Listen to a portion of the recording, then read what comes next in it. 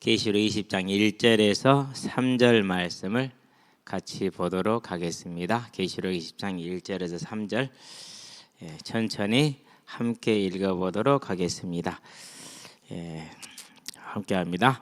또 내가 보매 천사가 무저갱의 열쇠와 큰 쇠사슬을 그의 손에 가지고 하늘로부터 내려와서 영을 잡으니 곧 옛 뱀이요 마귀요 사탄이라 잡아서 1000년 동안 결박하여 무저갱에 던져 넣어 잠그고 그 위에 임봉하여 1000년이 차도록 다시는 만국을 미혹하지 못하게 하였는데 그 후에는 반드시 잠깐 놓이리라. 아멘.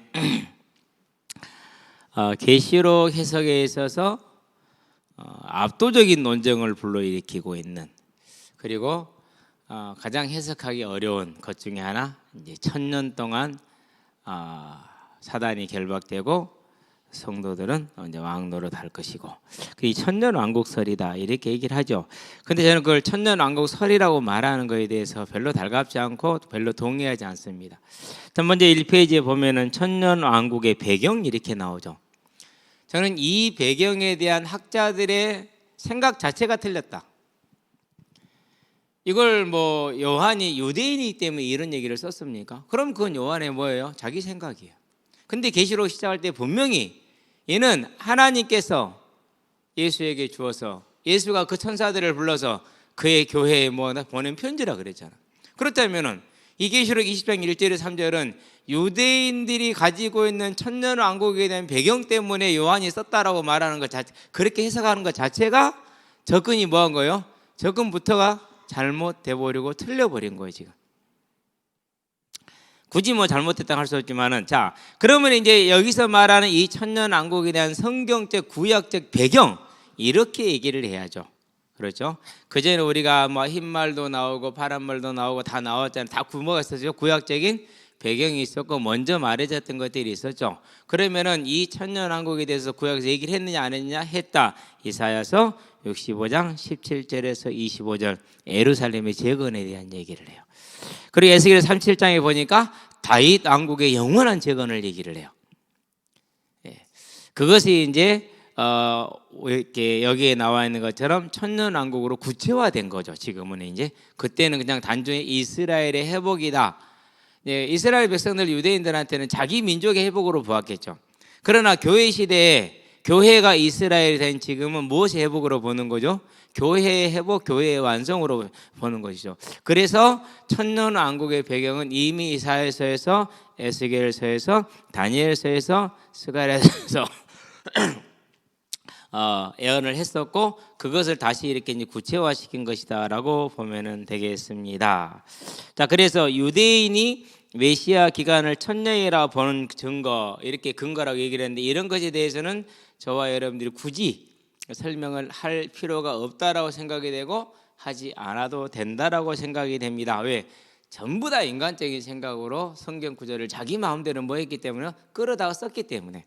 그래서 넘어가도록 하겠습니다. 그런데 그런 게 있다라는 걸 알게 하려고 내어놓은 겁니다. 이렇게 써놓은 겁니다. 그렇게 아시면 되겠고요. 다음 페이지로 넘어가니까 이제 표가 나오죠. 이제 크게 세 가지입니다. 후천년설, 전천년설, 무천년설, 그렇습니다. 자, 그러면 이 표를 가지고 설명하기에는 조금 어려우니까 먼저 천년왕국에 대한 자세를 좀 보도록 합니다. 여기서는 좀 바르게 썼어요. 자, 성경이 말하는 것을 알고자 하는 자세, 그리고 학설을 지지는 하되 주장은 하지 말아야 된다. 참고는 하되 주장할 수는 있다 없다? 없다라는 것. 그래서 베드로후서 3장 전체가 그걸 말합니다. 하나님의 약속이 드디어 말하는 너희가, 하나님은 하루가 천년 같고 천년이 하루 같다라는 사실. 그럼 이렇게 더디시는 이유가 무엇이겠느냐? 이유는 한 가지밖에 없지 않느냐? 한 영혼이라도 더 구원하시기 위해서, 예정된 숫자를 채우시기 위해서. 자, 특히 베드로후서 3장 16절 한번 펴볼까요? 베드로후서 3장 16절에 보면은 이런 얘기를 하고 있죠. 이제 베드로가 성도들에게 하는 권면입니다. 또 모든 편지에도 이런 일에 관하여 말하였으되 그 중에 알기 어려운 것이 더러 있으니 무식한 자들과 굳세지 못한 자들이 다른 성경과 같이 그것도 억지로 풀다가 스스로 멸망에 이르느니라 라고 얘기를 했어요. 자기 생각대로 풀면 안 된다라. 그래서 모르는 건 뭐하게 놔두자? 모르는 대로 놔두고 넘어가자. 그래도 구원의 이상이 있더라 없더라? 없더라. 우리의 생명의 부활의 이상이 있더라 없더라? 없더라. 천국의 완성에 이상이 있더라 없더라? 없더라 라는 겁니다. 그래서 저와 여러분들은요, 이런 모르는 부분들이 있더라도 더 크고 많은 배우고 확신한 일에 거하게 되길 바랍니다.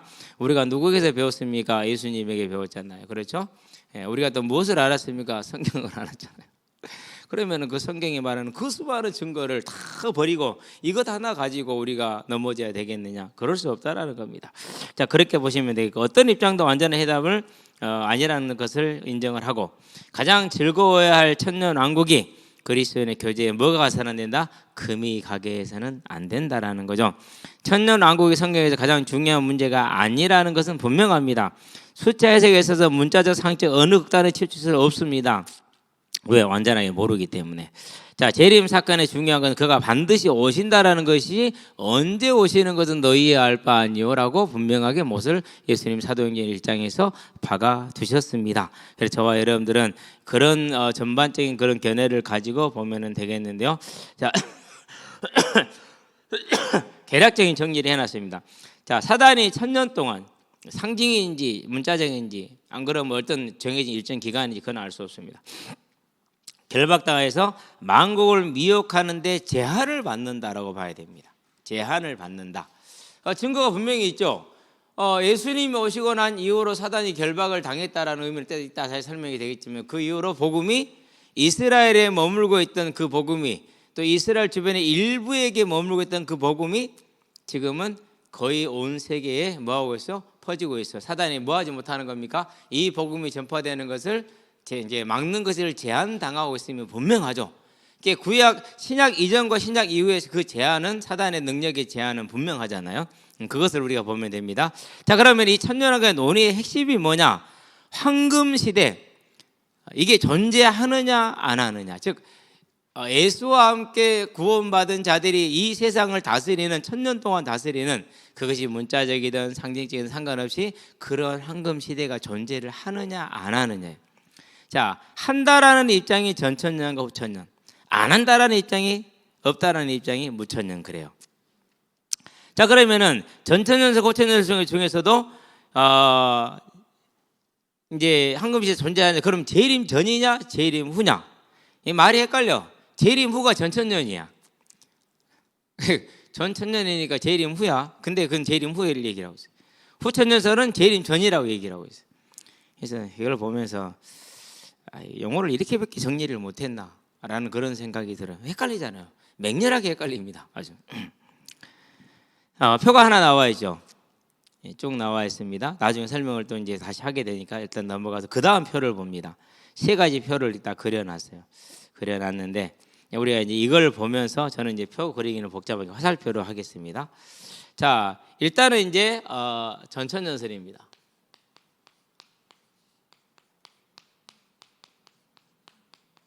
전천년은 재림 후에 천년왕국이 있다라는 것이라고 얘기를 했죠. 그러면 먼저 이제 예수님의 초림이 왔죠. 자, 그러면 초림 이후에 이제 뭐가 이제 전개가 된다라는 소리죠. 이제 교회 시대, 오늘날을 이제 이걸 말합니다. 근데 이 교회 시대가 언제까지라는 것에 대한 설명이 명확하지가 않아요. 지금 제가 참고하는 자료들에서는 이 부분에 대한 설명을 하지 않고 있어요. 그러니까 이제 이 부분들만 따로 설명한 책을 봐야 되는데 그러기에는 시간과 그런 것들이 너무 아깝고요. 자, 그런 다음에 예수님이 이제 재림이 있습니다. 이 재림도 이제 우리가 생각하는 그런 재림, 성경이 말하는 동에서 서까지 번쩍하는, 모두가 알게 되는 그런 재림이 아니에요. 그러니까 이미 뭐를 지금 말해주고 있는 거죠? 누구 생각이에요? 자기 생각일 가능성이 커요. 그래도 우리는 뭐 하지 말자? 그런갑다. 무슨 말인지 알죠? 그런갑다. 자, 그런 다음에 이제 뭐가 이루어진다는 겁니까? 그런 다음에 천년왕국이 이루어지는 겁니다. 그런 다음에 이제 뭐가 이루어집니까? 이제 심판이 이루어집니다.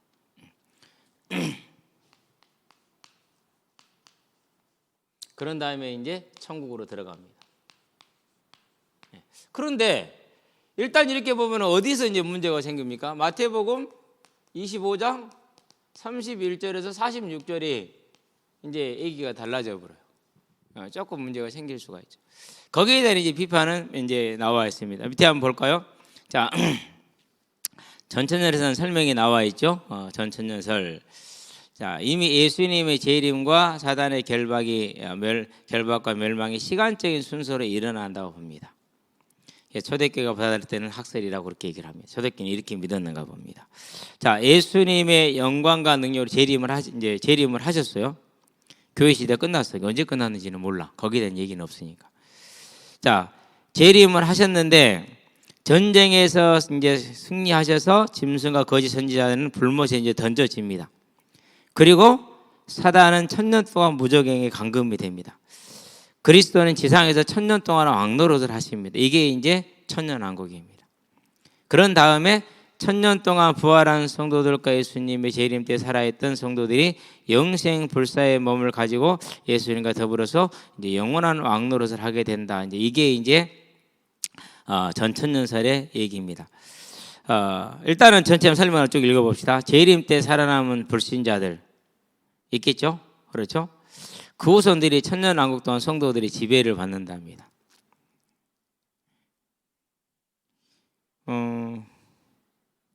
이게 이제 여기에서 이 전천년설이 세대주의냐 역사주의에 좀 달라질 수 있어요.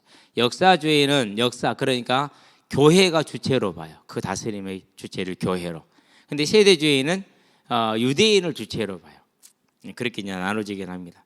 그런데 저는 이제 우리가 알고 있는 일반적인 그 관념과 개념이 불신자들이 종로로 탄다라는 게 용인이 돼요, 안 돼요? 잘 안 될 거예요, 대부분의 사람들에게. 근데 성경의 정경을 편집할 때 기준이 뭐였다? 첫 번째 기준이 성령의 감동으로 대다수의 성도들이 성경이라고 인정할 거였어요. 그렇게 본다면은 불신자를 우리가 지배하게 된다고, 그 후손들도 지배하게 된다고? 뭐요? 분명히 이스라엘도 육신의 이스라엘이 아니라고 그랬는데 그런 성경의 전반적인 원리 어떻게 되는 거죠? 크게 벗어나 버리죠. 인정하기 참 어려운 거예요. 평화와 공의가 충만하나 여전히 죄나 죄의 결과라는 슬픔과 죽음은 남아있다. 그러면 성도들에게 일과 앞에서 말하는 그 왕노릇 하는 것과 이것은 별로 저하가 안 돼요. 구약시대 이스라엘에게 약속한 복이 지상 천년왕국 시기에 성취된, 아까 말했던 이사야서 65장 66장 또 계시록에서 말한 그런 것들을 얘기하는 거죠. 24장인가요? 천년왕국 끝에 사단이 무저갱에서 석방돼서 전쟁을 벌이다 심판을 받고 영원한 불못에 던져지게 된다. 이 사실은 우리가 평가를 할 수 없어요. 가봐야 하는 것이니까. 죽은 불신자들이 부활해 최후의 심판을 받고 불못에 던진다. 살아있는 자들은 계속해서 1000년 동안 종로로다 죽어서 이제 심판받아 대기하러 가고, 태어난 후손들은 계속 종로로 타고 1000년 동안. 뭐 노예제 사회입니까? 예수님이 그렇게 이 땅을 다스리시는가요? 그건 아니죠. 죽은 불신자들이 부활했다. 처음 하늘과 땅은 없애고 새 하늘과 새 땅을 만들어 성도들에게 주어 영원토록 살게 하신다. 뭐 이것은 이제 크게 이론이 뭐 이렇게 일반적으로 사람들이 생각하고 있는 바입니다. 자, 그래서 이제 두 가지 전천을 세대주의적이냐 안 그러면 역사주의적이냐라는 것은 아까 말했던 것으로 다른 건 복잡한 게 빼놓고 그 다스림의 천년왕국의 다스림의 주체가 유대인이냐 세대주의, 교회다 역사주의, 이렇게 보시면은 크게 문제는 없습니다. 자, 후천년설을 보도록 하겠습니다. 자, 그러면 전천년설이 있다면 이제 후천년설입니다.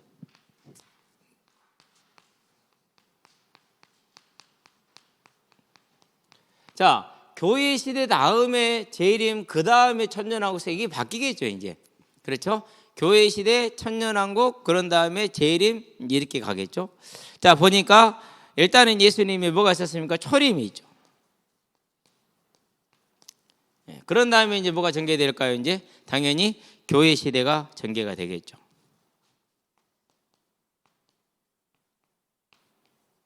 이 교회 시대가 이제 전개가 돼요, 이제.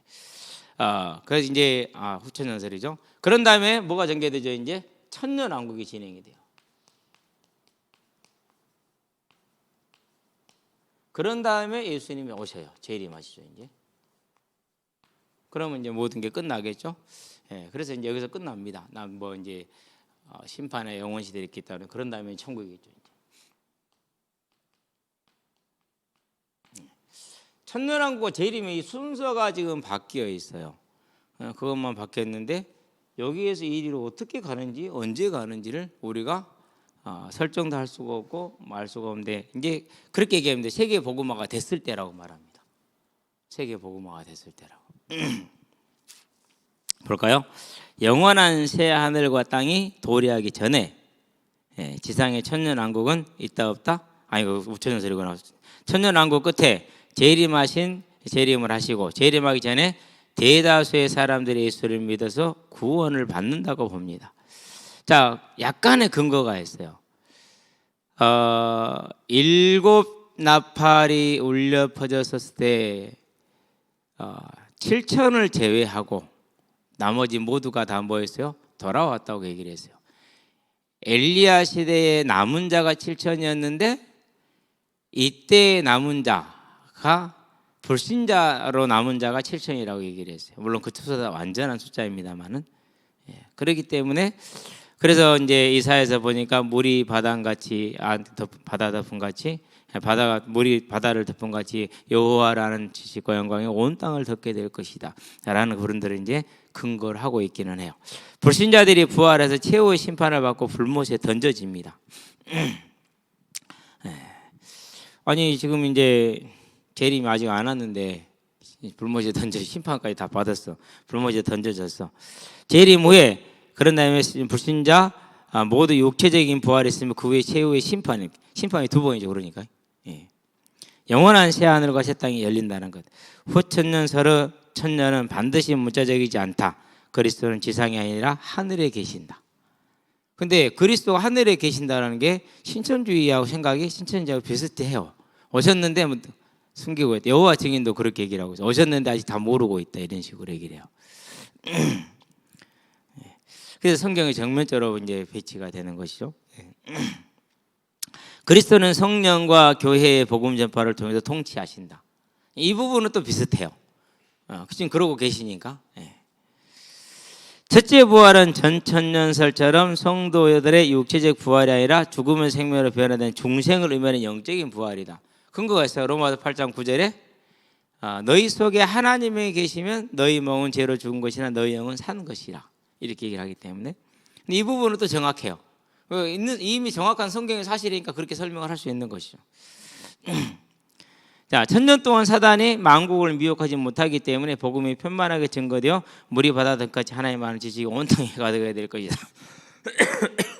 그런데 지금 역시 미혹을 여전히 하고 있어요. 하고 있어. 천년이 이제 물론 이제 그 천년 왕국 그때를 말하는 것이 될지는 모르겠는데 그러면은 이제 교회 시대와 천년 왕국 시대가 어떻게 이루어지는지를 알 수가 없는 거죠. 사람들의 삶의 질과 생명도 크게 연장이 돼서 태평성대를 맞이하게 된다. 이사야 65장에 보니까 백세에 죽은 자를 어려서 죽은 자라 그렇게 얘기를 한다고 그랬거든요. 근데 솔직히 100년이 길어요, 짧아요? 짧아요. 왜 짧은지 아세요? 우리 청년 때는 길어 보이거든요. 근데 이제 나이가 들잖아요. 아무것도 아니야. 100년이 아니 1000년도 짧아요. 진짜예요. 그래서 그런 그 두시 탈출 뭐 있으면 그거 있잖아요. 거기에 그런 짤이 있잖아요. 할아버지가 맨날 아이고 늙으면 죽어야지. 아이고 늙으면 죽어 매일 그러셨어. 그러다가 어느 날 진짜 이제 위독해져 가지고 온 가족이 다 모였어. 근데 할아버지가 깨어났어. 깨어나 가시는 말씀. 아이고 아무도 없으면 죽을 뻔했네. 그러니까 아이고 늙으면 죽어야지 사실이야 거짓말이야? 아무도 그러길 원하는 사람 단 한 명도 없어. 다 자기를 속이고 거짓말하고 있는 거예요. 1000년도 길더라 짧더라? 1000년도 짧더라. 그렇기 때문에 사람들의 삶의 질과 생명이 연장됐다 해서 만족이 있다 없다? 아니다. 그래서 이 생각은 지극히 인간적이고 부족하고 단면적인 생각일 뿐이다 라는 겁니다. 이런 천년왕국 끝에 사단이 잠시 석방되어 교회를 공격하나 재림으로 완전히 멸망할 것이다. 뭐 이 부분은 이제 어쨌든 완전히 멸망하는 건 사실이니까. 악의 세력은 모두 심판을 받을 것이고 성도들은 새하늘과 새 땅에서 영원한 복락을 이거는 이제 재림 이유를 말하는 것이겠죠. 근데 교회 시대와 천년왕국을 구분할 그 정확 명확한 기준을 지금 제시를 하지 않았고 세상은 이제 갈수록 어떻게 되죠? 난리와 난리의 소문이 말씀대로 되어져 가고 있고 그래서 이 생각도 부분 일리는 있죠. 성경에 있는 걸 얘기를 했으니까. 그러나 전반적으로 수용하기는 어렵다. 약점이 뭡니까? 인본주의적 진화 낙관론이다 이렇게 두고 있다는. 그렇죠? 그러니까 이제 대부분들이 방금 제가 얘기했던 것처럼 뭐예요? 사람의 생각에 근거해 있는 그것도 부조와 단면적인 생각에 그리스도의 육체적 재림과 성도들의 육신적 부활을 배제해 버렸다 그랬어요. 자, 예수님이 다시 오실 때 도마에게 뭐라고 그랬어요? 만져봐라, 넣어봐라 그랬잖아요. 그 모습 그대로 오신다니까요. 그렇기 때문에 어떤 누구도 자기를 재림주라고 할 수 있어요, 없어요? 없어요, 그것을 제대로. 우리는 그것을 분명히 알게 되길 바라요. 자, 그럼 이제 무천년설입니다. 가장 많은 지지를 받고 있는 그런 주장으로서 보도록 합니다. 먼저 예수님의 초림이 있을 것입니다.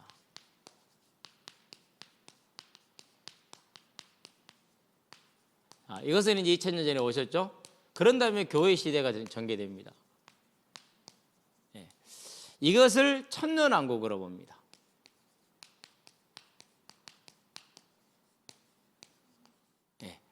그런 다음에 이제 뭐가 옵니까? 재림이 옵니다. 그리고 천국으로 우리가 영원한 시대를 들어가게 될 겁니다.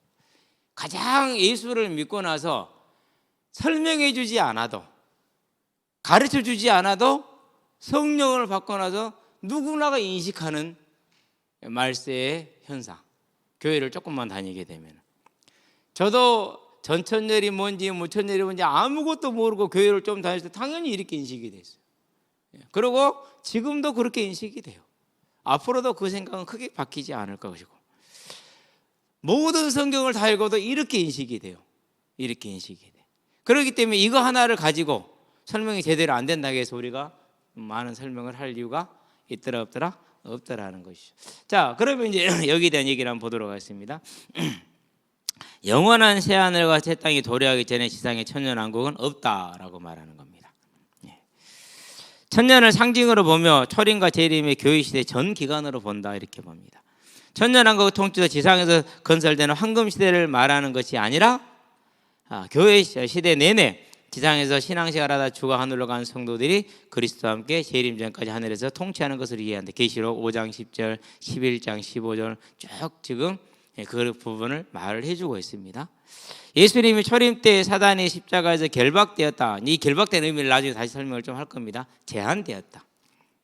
권세를 잃었다, 제한되었다 라는 겁니다. 재림 때 사단의 일시적인 석방으로 인한 대적을 심판하여 사단을 영원히 불못으로 던져넣게 될 것이다. 마지막 발악의 때를 있을 것이라는 것은 이제 우리가 익히 마태복음 24장을 통해서 알고 있죠. 자, 재림 때 신자와 불신자 모두 육신적인 부활을 하며 최후 심판을 받고 신자들은 영원한 새하늘 것이 땅으로 불신자들은 영원한 불못에 던져지게 된다. 요한복음 5장 28절 29절 그런 다음에 사도행전 24장이죠. 15절인가요? 죽은 자와 산 자의 부활. 이런 부분에서 이제 지지를 받을 수가 있죠. 약점으로 이걸 지적했습니다. 사단의 역사가 그리스도 십자가 사건과만 판단되어 주장하다. 근데 전천사는 이렇게 주장하지 않습니다. 사단의 결박에 대한 부분을 제한으로 이렇게 보지 완전히 끝났다라고 말하지 않습니다. 나중에 이제 다시 설명이 나와요. 뒤에 보면은. 그래서 이 약점을 지적했는데 너무 좀 생각이 없지 않았느냐라는 그런 생각이 들어요. 사단의 결박이 십자가에서 끝났다고 하나 베드로전서 5장 8절은 현실이다. 1번과 2번 같은 얘기입니다. 첫째 부활을 중생으로 해석함으로 인류가 받을 심판의 이중적 성격을 부인하고 있다. 근데 이 말도 저는 동의하기가 어려워요. 첫 번째 부활은 저와 여러분이 거듭남 중생을 다 이렇게 얘기를 해요. 맞는 얘기거든요. 심판의 이중적이다. 이미 심판을 받았다 불신자. 그리고 최종적으로 심판을 받을 것이다. 그 부분을 부인했느냐? 안 했어요. 안 했기 때문에 이 약점으로 지적한 것들이 제가 볼 때는 별로 의미가 없고 근거가 없다. 그래서 전부 다 내 생각으로 반론을 써 놓으려다가 안 썼어요. 난 여기에 대해서 논문도 아직 하나도 안 썼기 때문에 그냥 안 쓰는 게 맞는 것 같아서 설교로 하는 겁니다. 설교를 하는. 그렇게 이해를 해주시면 돼요. 자, 그러면 이제 이렇게 이제 세 가지 설을 보고 이제 지지하는 학자들은 이제 가장 많은 학자들은 이 부분을 칼빈도 그렇고 오리겐 같은 대학자들도 그렇고 많이 지지하고 있다는 사실이고 아마 대부분의 사람들이 그렇게 느껴질 겁니다. 그걸 성령의 감하라고 그렇게 얘기를 하는 것이죠. 자, 1절부터 천천히 보도록 하겠습니다. 그러면 이제 한 가지 여기서 설명해 보려고 할게요. 그러면은 이제 이 부분에서 지금도 사단이 활동을 하고 있잖아요. 자, 사단의 결박을 먼저 얘기를 할게요. 나중에 다 설명이 나와 있는데 우리가 고린도전서 15장 55절, 56절, 58절까지를 참고를 하면 필요가 있어요. 사단아, 너의 이김이 어디에 있느냐? 사단아, 너의 승리가 어디에 있느냐? 사단이 쏘는 건 죄요, 죄의 권능은 율법이라고 그랬어요. 네.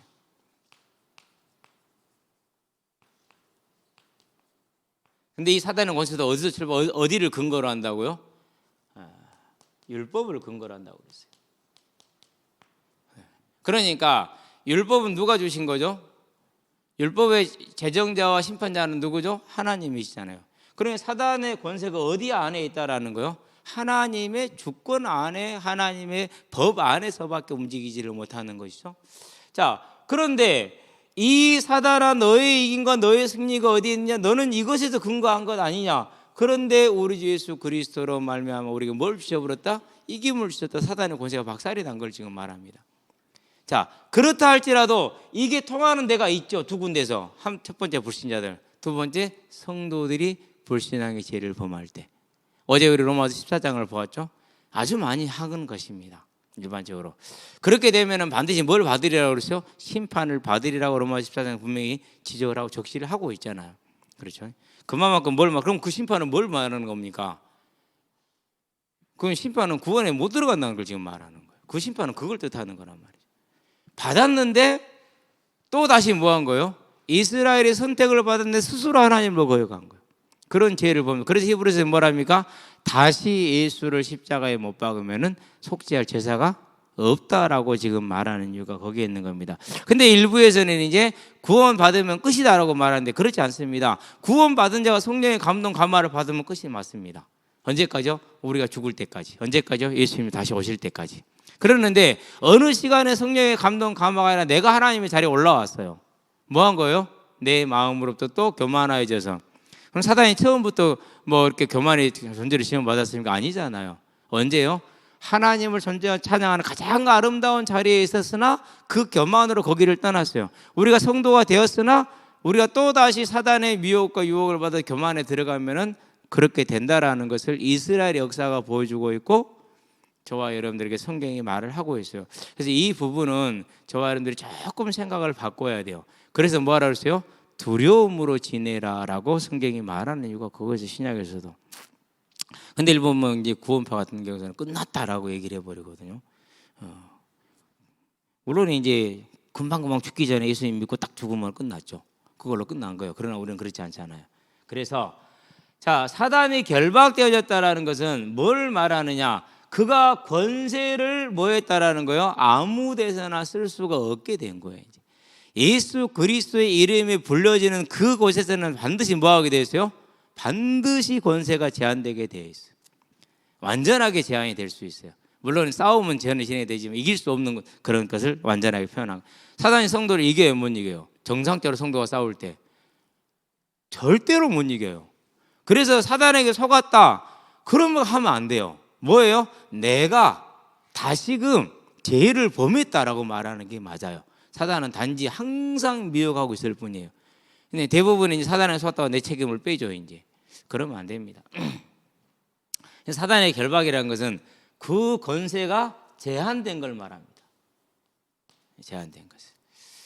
자, 그러면서 이 사단은 지금도 왕성하게 활동을 하는데 누구를 통해서 하느냐? 계시록 13장이 잘 증거해주고 있습니다. 누구를 통해서 하죠? 그 대리자들을 통해서 해요. 그렇죠?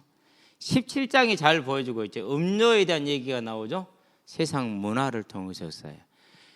세상 권세, 거짓 선지자, 세상 문화, 삼각축이에요. 이것이. 그래서 이제 어떤 분이 그런 책을 썼죠. 사단의 최후의 유혹, 대중문화를 통한 역사. 물론 그분은 경계를 해야 됩니다. 그래서 이렇게 하시면 되는데 이걸 이제 어떻게 설명했느냐면요. 자, 노르망디 상륙작전을 가지고 설명을 했어요. 어떤 분이? 목사님이. 자, 작전의 D-Day는 6월 6일, 난 6월 4일인 줄 알았더니 6월 6일이네. 이때 날씨가 안 좋아서 못하고 있었어요. 그러는데 연합군 측 기상 기술이 그래도 독일군보다 한 발 앞서 있었어요. 6월 6일, 7일, 8일 요 사이에 날씨가 잠잠할 거라는, 그 사이만 잠깐 잠잠할 것이라는 그 징후를 연합군은 알았어요. 근데 독일군은 몰랐어요. 그렇기 때문에 계속 파도가 쳤기 때문에 이 기간에는 못 올 거라고 알고 있었어요. 그러고 상륙작전 작전지를 노르망디가 아니라 다른 곳으로 이제, 그래서 그 주변에서 계속 막 군사훈련 하는 척하고 항공모함 모형으로 만들어 놓고 고무로 풍선으로 뭐 탱크, 항모, 비행기 이런 것들을 뭐 고무로 영화 세트장처럼 설치를 계속 한 거예요. 실제로 이제 낭튼가 어딘가 되는데 거기를 공격할 거라고 하면서 노르망디가 아니라는 연막 작전을 펼쳐 이날 이제 상륙을 해서 상륙에 성공을 했어요. 비록 기관총 같은 것이 많이 저항을 했지만은 모든 대군 포들이 만조가 됐었을 때 군함이 올 수 있는 거리에 맞춰져 있었어요. 그러는데 언제 왔느냐? 만조시에 온 것이 아니라 간조시에 이제 썰물 때 상륙작전을 감행한 게 긴 해변을 걸어와야겠죠. 그 사이에 그러니까 이제 군함 자체에 타고 있는 걸 때려버리면 다 죽잖아요. 그런데 흩어져서 오기 때문에 죽어도 많이 안 죽죠. 한 번에 그런지 이제 그래서 그 타격을 최소화하면서 성공을 하죠. 그랬다 해도 독일군이 끝났습니까? 아니잖아요. 무슨 시간이 있었어요? 잔존 세력을 소탕하는 시간이 있죠. 전쟁이 계속되고 있어요 지금. 그렇죠. 그리고 독일이 언제 항복을 합니까? 항복을 한 것은 45년 5월 7일이요. 그 다음에 1년 후에 그러니까 5월 7일. 이건 44년이니까. 이런 식으로 비유를 했어요. 자, 성경의 비유를 가지고 올게요. 자, 약혼을 했습니다. 보통 얼마의 기간이라고 그랬죠? 보통 1년이에요. 그러고 이제 한 집에서 이 신랑이 이제 맞으러 오죠. 이제 데리러 옵니다. 초림입니다. 약혼은 신랑이 데리러 온 날이 재림입니다. 그래서 신랑이 오는데 신부와 신부 친구들이 졸다가 신랑 오는 걸 어서 본 사람들이 있었죠. 그렇죠. 근신하라께 하라. 이걸 지금 말하는. 사단의 권세는 이미 십자가 상에서 다 이제 잃었어요. 죄는 소멸됐기 때문에. 그러나 불신자들과 불신앙하는 자들에게는 그 영향력을 행사할 수 있는데 어디 아래서? 하나님의 주권 아래에서 제한된 범위 안에서만 행사할 수가 있어요.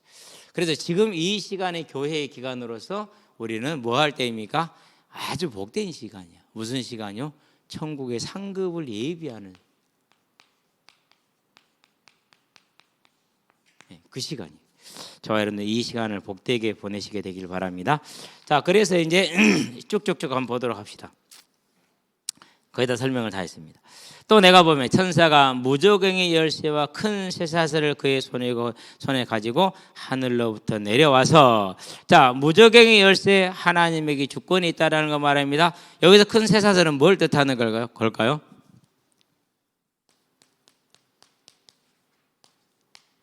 마가복음 5장에 보니까 귀신 들린 사람에게 쇠사슬과 고랑으로 채웠는데 다 깨버리잖아요. 육신의 쇠사슬을 말할 거예요. 안 그러면은 뭘 말하죠? 십자가의 대속과 부활을 말합니다. 그걸 상징해 주는 거지. 절대 사단이 우리가 쇠사슬을 깰 수 있어요, 없어요? 없어요. 그렇지. 절대 할 수 없는 불가능한 그런 완전한 근거를 가지고 오신 것이죠. 자, 2절 봅니다. 영을 잡으니 곧 옓뱀이요. 여기서 옓뱀은 창세기 3장에 보니까 큰 하나님이 지으신 들 중에 뱀이 가장 강교하더라. 뱀 속에 들어가면 뭘 말하죠? 그렇게 이 뱀 속에 사단이 들어가죠. 사단은 대적자를 뜻합니다. 마귀라고도 하죠. 참소자, 이간자를 뜻합니다. 디아블로스라고 설명이 나와 있으니까 참조하시면 됩니다. 옓뱀이요, 마귀요, 사단이라 그렇게 얘기를 합니다. 네, 어떤 분들은 마귀와 사단을 분리합니다. 근데 분리할 필요가 없다라는 것이 성경에 단 한 군데에도 그를 분리를 하는 것이 한 군데도 없다라는 사실을 기억하시면 되겠습니다. 그래서 마귀는 디아블로스, 비방하는 자, 사단은 사타나스, 대적자, 본래 고유명사가 아닌데 고유명사가 됐다라는 겁니다. 자, 잡았다. 그 힘을 의미하는 이제 잡았다는 것은 능력을 가지고 구속했다. 무슨 능력입니까? 십자가 대속의 부활의 능력입니다. 자, 1천년을 가두었다. 여기서 천년에 대한 것은 이제 한 네 가지 정도인데 가장 쉽게 생각할 것은 문자적이냐 상징적이냐. 문자적인 그야말로 딱 천년이. 상징적인 것은 이제 어떤 이제 상징을 해주면 19박 쉽다, 많다, 길다라는 상징이다 이렇게 보는 겁니다. 일정 기간이라는 것은 많고 길긴 한데 분명히 주님이 정해놓은 기간이 있을 것이다라고 보는 것이죠. 그러니까 뭐 그 얘기가 되는 거 상징적인 거다. 일정 기간 이런 것은. 그래서 제가 네 가지 개념을 일부러 올리지는 않았어요. 자, 세 번째, 무저갱에 던져 넣어 잠그어 그 위에 임봉하여 천년의 차도로 다시는 만국을 미혹하지 못하게 하셨는데 그 후에는 반드시 잠깐 놓으리라. 자, 미혹하지 못하게 했다 말하는 무슨 말입니까? 구약 시대처럼 전적인 고난을 가지고 뭐하지 못하게 한 거예요? 지배하지 못하게 한 거예요. 성도를 이기지 못하게 한 거예요. 만약에 사단이 성도를 미혹해서 이길 수 있으면 어떻게 돼요? 그러면 안 되죠. 그래서 미혹하지 못한다는 것은 예수의 이름을 부르고 그 믿음의 확신의 선자들이 이길 수 있다 없다? 없다라는 사실을 분명하게 말하는 것입니다. 성도가 예수 이름을 가지고 이 복음을 전하러 나가는 것을 막을 수 있다 없다? 방해하고 속이긴 하지만은 막을 수는 없다. 그것을 미혹하지 못하겠다. 이렇게 지금 표현을 해주고 있다는 사실입니다. 그 밑에 또 큰 표가 있죠. 전천년설의 견해와 무천년설의 견해 읽어보시면은 다 설명을 했기 때문에 쉽게 넘어갈 수 있을 것입니다. 자, 그 후에는 잠깐 노일이라 마지막 전쟁을 위해서 이제 마지막 발악을 하는 장면을 그런 식으로 표현을 하고 있습니다. 자, 그렇게 저와 여러분들이 그렇게 이해를 하면 되겠고요. 그 다음에 이제 넘어가겠습니다. 쭉 설명하러 넘어가고 이제 8페이지한테 보면 천년 동안 교회가 그리스도와 함께 왕노릇한다. 여기도 이제 무천년설에 의해 따르면 이제 다릅니다. 어떻게 보는 거죠? 교회가 성령과 함께 복음을 전하는 것, 그리고 또 이미 천국에 들어간 자들이 왕노릇하고 있는 것, 천국에서 그것을 이제 왕노릇 한다 이렇게 해석을 하는 겁니다. 자, 읽어보도록 합니다. 또 내가 보좌들을 보니 거기에 앉은 자들이 있어 심판하는 권세를 받았더라. 24보좌를 말하겠죠. 또 내가 보니 예수를 증언함과 하나님의 말씀 때문에 목배임을 당한 자들의 영혼들과 또 짐승과 그의 우상에게 경배하지 아니하고 그들의 이마와 손에 표를 받지 아니한 자들이 자, 살아서 그리스도와 더불어 천년 동안 왕노릇하니 그랬어요. 여기서 그리스도와 더불어 천년 동안 왕노릇하고 있다. 무슨 왕노릇을 하고 있죠? 지금 주와 함께 다스리고 있는 걸 말합니다. 그래서 예수님이 보실 때 누구랑 같이 온다고 그랬어요? 성도들과 같이 온다는 게 그거예요. 심판하러. 자, 나중에 이제 우리가 19장에서 보았죠. 병마 타고 오실 때 칼을 든 자는 누구밖에 없었어요? 피 묻은 자 누구밖에 없었어요? 예수님밖에 없었잖아요. 그 뒤에 누가 따라왔어요? 세마포 흰 옷을 입은 성도들과 천사들이 따라왔죠. 근데 그들의 손에는 무기 있었어요, 없어요? 없었어요. 그들의 옷에는 피 있었어요, 없었어요? 없었어요. 예. 그래서 지금 왕노릇 하시다가 하고 있다가 천국에서 그 이제 낙원에서 하고 있다가 예수님 재림 때 함께 올 것을 지금 말해준 겁니다. 5절을 봅니다. 그 나머지 죽은 자들은 그 천년에 자기 살지 못하더라. 불신자들이죠. 이는 첫째 부활이라 이렇게 얘기를 하고 있습니다. 그러니까 우리가 지금 로마서 8장 9절, 10절, 11절에 있는 것처럼 특별히 9절에 있는 것처럼 우리의 몸은 죄로 죽은 것이나 우리의 영은 살아있는 것이니라. 그 이 살아있는 영이 천국에 있는 자들이 지금 육으로 있어요, 영으로 있어요? 낙원에 있는 자들이 영으로 있는 겁니다. 육은 아이 살았어요, 못 살아요? 못 살았어요. 그럼 저와 여러분들 영도 살았어요, 죽었어요? 살았어요. 단지 육신에 뭘 입고 있어요? 제한을 입고 세상의 제한을 받은 그런 육신을 가지고 있어서 천국에 있는 낙원에 있는 자들과 같지는 못하지만은 그렇다 할지라도 엄청난 변화라는 것은 분명합니다. 자, 이 첫째 부활에 참여하는 자들은 복이 있고 거룩하도다 그렇게 얘기를 합니다. 둘째 사망이 그들을 다스리는 권세가 없고 도리어 그들이 하나님과 그리스도와 제사장이 되어 그리스도의 제사장이 되어 천년 동안 그리스도와 더불어 왕노릇하리로다 하리라 그랬어요. 자, 이 왕노릇하는 것이 분명히 낙원에서는 그렇게 완전하게 이루어졌지만 지상에서도 이루어지는데 제한적으로 이루어집니다. 그래서 제가 이제 여러분들에게 이제까지 설명해 왔던 것이 이제 왕이다 또는 누리입니다. 같은 표현으로서 이제 같은 맥락에서 설명을 합니다. 핍박과 환란이 있습니다. 그렇다고 해서 저와 여러분들이 핍박에 굴복을 해요, 안 해요? 못합니다. 왜 못합니까? 왕이니까 못하는 것이에요. 굴복할 수 없어요. 그렇죠. 예. 저와 여러분의 삶에 짐을 지고 있습니다. 염려하며 근심하며 고민합니까? 안 그러면 염려하며 근심하지 않습니까? 안 합니다. 왜? 왕은 그런 거 하지 않습니다. 누구에게 다 맡겨져 있는 거요? 주께 맡겨져 있는 거. 그런 의미에서 왕이지 진짜로 막 세상의 왕이 보이는 그런 모습은 아니에요. 그러니까 세상에 어찌 할 수 있어요, 없어요? 사단이 어찌 할 수 있어요, 없어요? 없어요. 왜? 왕이니까 어찌 할 수가 없는 거예요. 근데 모습이 지상에서는 이렇게 뭐예요? 환란을 지고 당하고 고난을 당하고 짐을 지고 사는 삶을 살 수 있다는 거예요. 거기에 또 뭐가 있습니까? 저와 여러분들에게 이제 예수 믿으면 이거 안 옵니까?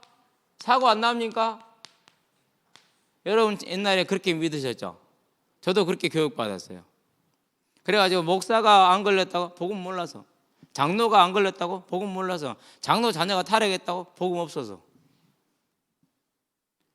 그렇게 복음의 기준을 세워서 그렇게 자기들은 옳다라는 그렇게 가르쳐 주더라고요. 그런 줄 알았지. 나중에 보니까 목사들도 그렇게 말했던 목사들도 암 걸리고, 그렇게 말했던 목사들 자녀들도 마약하고 엄난하고 가정을 가정처럼 여기지도 않고 그렇더라고. 뭐지?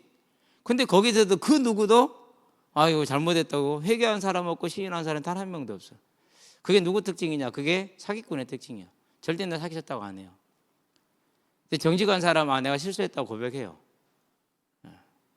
지금까지 한 명 하는 사람 내가 거의 내 주변에는 없어요. 내 주변에는 다 당하잖아요. 그렇죠?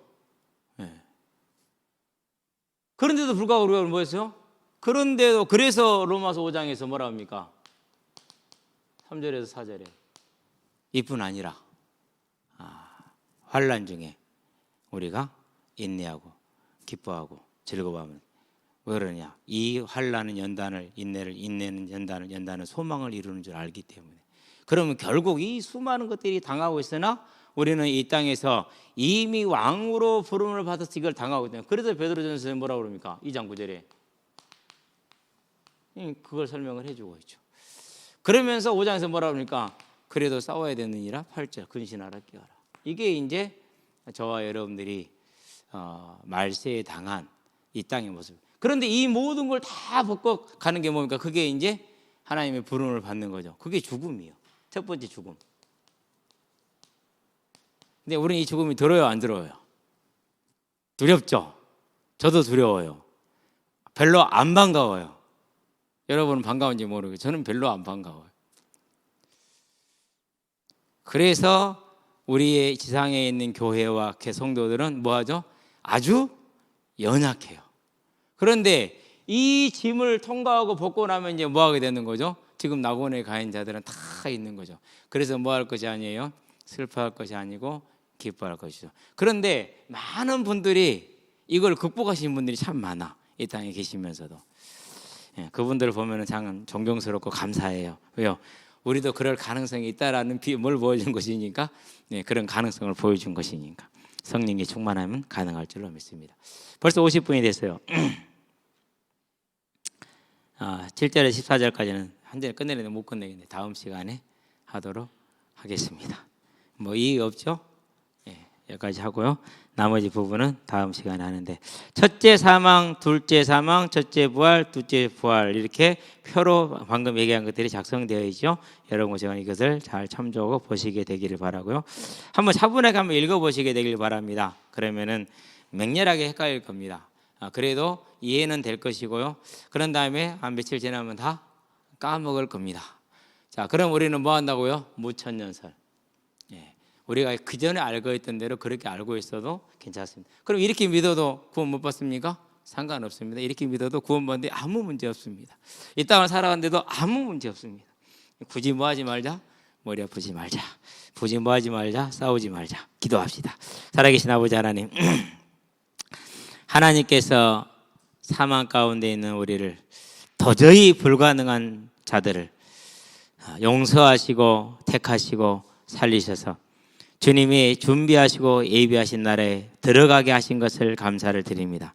이제 그 소망을 가지고 우리가 믿음에 배우고 확신한 것에 거하게 하시며 성공에 서게 하시고, 비록 성경 우리가 다 알지 못하는 것이 혹 있다 할지라도, 또 나와 다르게 믿는 자가 혹 있다 할지라도 그것은 작은 부분이고 하나님의 뜻을 거스르는 것은 아니니 우리가 서로를 받아들이며 서로를 사랑하며 서로를 존중할 수 있게 하시고, 이 땅에 사는 삶 동안에 주어진 시간이 천국의 상급을 예비함을 알고 힘써 달려감으로 오늘이 하나님의 뜻이 이루어지는 아름답고 복된 날이 되게 하시기를 그리스도신 예수의 이름으로 기도합니다. 아멘.